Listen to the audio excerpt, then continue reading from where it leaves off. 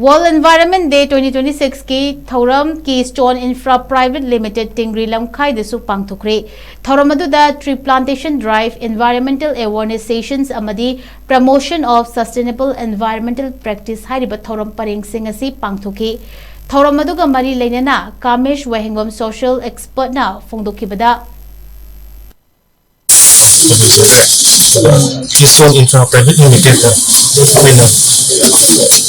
environment amusung sigal mari lena ko mayam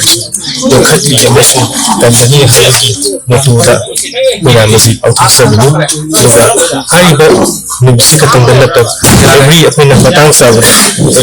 ni program dum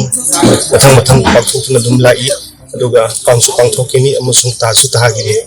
akoina semjariba tawjariba program not only apna construction works ko insu semba sabnatana apna music Pvt.Ltd apna mayuk na diba aying asa kami kaya pa amusung program mayam sida sinjaduna sa ikaya diba mayam si kannawi na magta committed tawjay amusung sakat na ba amusung environment asi kannaba ising sauba adagi no kahe na suba chudaga na chudaba mayam ba mathora ina mayam si environment aspect yam atawba ma laibani na manaba amusung afaba agaidomda tunda rokna bagi damakta afaba society amada future afaba ama carbon neutral amusung carbon negative ki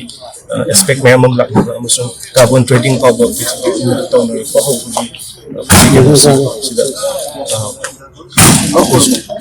angam mateng pangaga 20 leba si carbon negative tawna mateng pangani